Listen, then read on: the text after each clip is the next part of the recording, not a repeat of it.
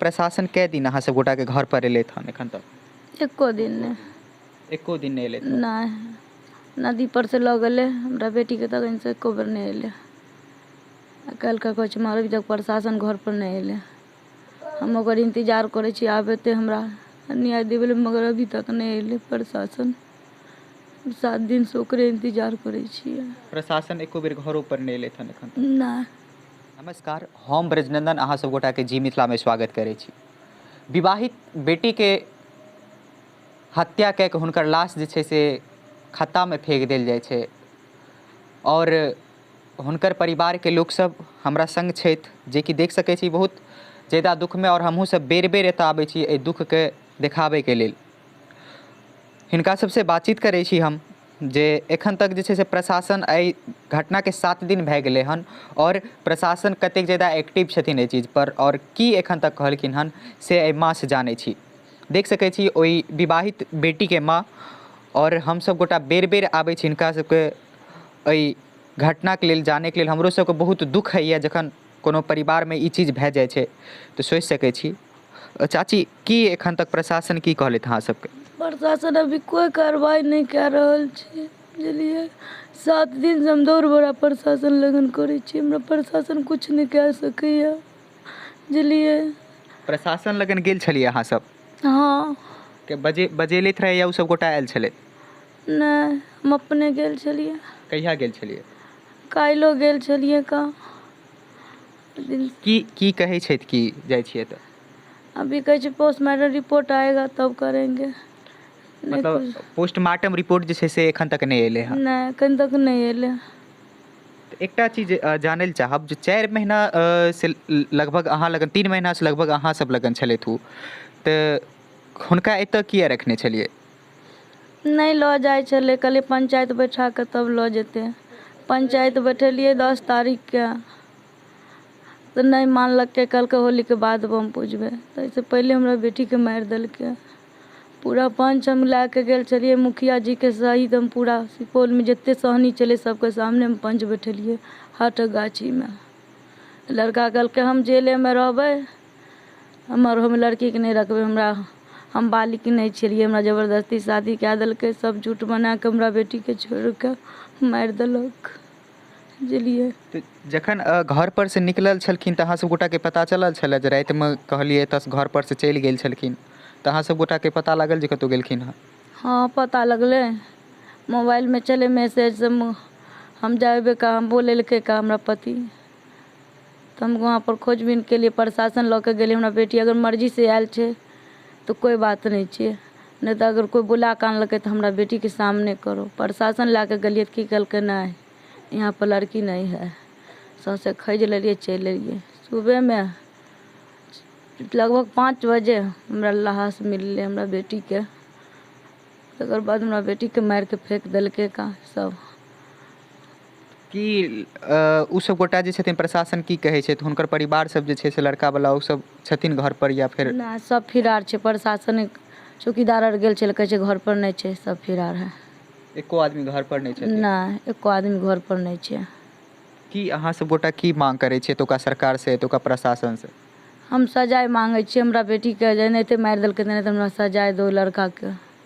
हम कुछ नहीं मांगे छियै का, हम समाज से इतनी मांगे छियै से हमरा बेटी के खून के बदला खून दो, नहीं तो ओकरा प्रशासन करो सजाए।